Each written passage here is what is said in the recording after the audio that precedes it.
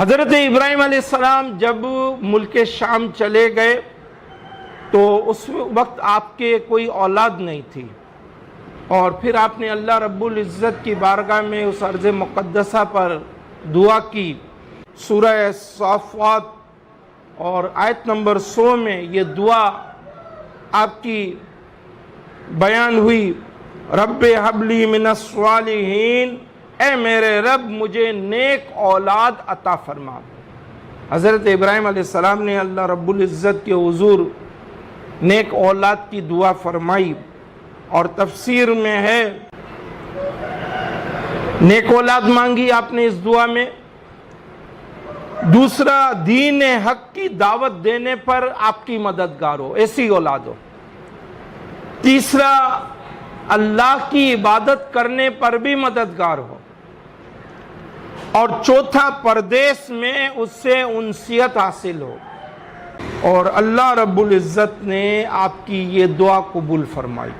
سورہ الصافات کی آیت نمبر 101 میں ارشاد ہوا، فَبَشَّرْنَاهُ بِغُلَامٍ حَلِيمٍ، تو ہم نے اسے ایک بردبار لڑکے کی خوشخبری سنائی۔ اس آیت میں 3 بشارتیں آپ کو عطا کی گئیں۔ ایک کہ آپ کے ہاں لڑکا ہوگا، دوسرا وہ بالغ عمر کو پہنچے گا، اور تیسرا وہ عقل مند بھی ہوگا اور بردبار بھی ہوگا۔ یہاں قابل غور بات ہے کہ بیٹے کی ولادت سے پہلے اس کی خبر دے دینا یہ علم غیب ہے۔ بیٹے کی ولادت سے پہلے اس کی خبر دے دینا ان 5 علوم میں سے ہے جس کا بیان سورہ لقمان آیت نمبر 34 میں ہوا۔ چنانچہ ارشاد ہوا، ان اللہ عندہ علم الساعہ، بے شک قیامت کا علم اللہ ہی کے پاس ہے، وَيُنَزِّلُ الْغَيْثَ، اور وہ بارش اتارتا ہے، وَيَعْلَمُ مَا فِي الْأَرْحَامِ، اور وہ جانتا ہے جو کچھ ماؤں کے پیٹ میں ہے، وَمَا تَدْرِي نَفْسٌ، اور کوئی شخص نہیں جانتا، مَاذَا تَكْسِبُ غَدًا، کہ وہ کل کیا کمائے گا، وَمَا تَدْرِي نَفْسٌ بِأَيِّ أَرْضٍ تَمُوتُ، اور کوئی شخص نہیں جانتا کہ وہ کس زمین میں مرے گا۔ ان اللہ علیم خبیر، بے شک اللہ علم والا خبردار ہے۔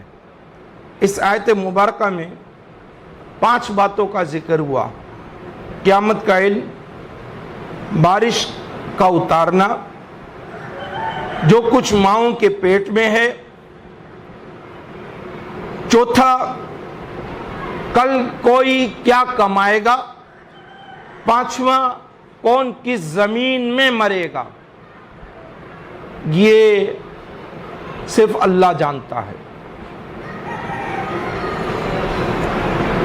اور پچھلی آیت میں ہم نے سنا کہ اللہ نے حضرت ابراہیم علیہ السلام کو بیٹے کی خوشخبری عطا فرمائی اور آپ کو علم غیب کی خبر عطا فرمائی۔ تو وہ خبر ان 5 علوم سے تعلق رکھتی ہے، اور بعض دفعہ اس آیت مبارکہ کو سن کر لوگ وسوسے میں آ جاتے ہیں کہ یہ 5 باتیں صرف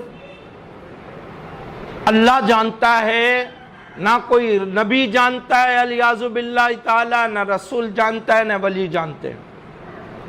ایسا نہیں ہے، یہ غلط مطلب بیان کیا جاتا ہے،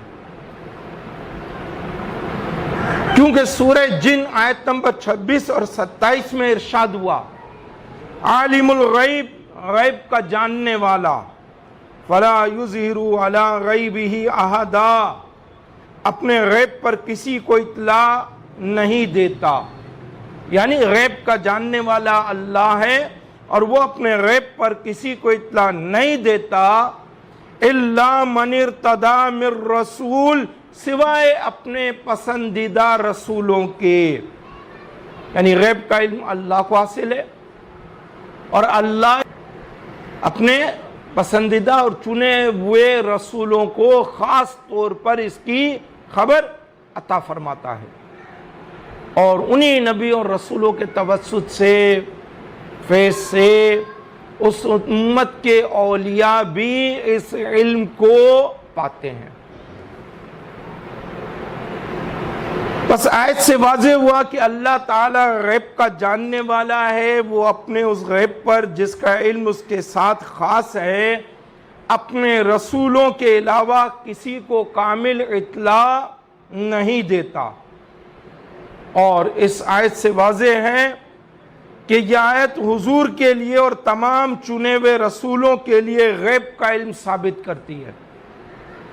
تو 5 باتوں کا جو علم اللہ نے ارشاد فرمایا کہ اللہ کے سوا کسی کو حاصل نہیں ہے، قرآن ہی سے اس کی ہمیں تفسیر مل گئی کہ اللہ خاص طور پر جانتا ہے، مگر اپنے خاص نبیوں اور رسولوں کو وہ اس کی اطلاع دیتا ہے، اس علم غیب سے مالا مال فرماتا ہے، اور اولیاء کو انبیاء و مرسلین کے فیض سے یہ علم حاصل ہوتا ہے۔ بس ہم اس ایمان اور عقیدے والے ہیں جس کو قرآن نے بیان کیا، جس کو احادیث کریمہ میں بیان کیا گیا۔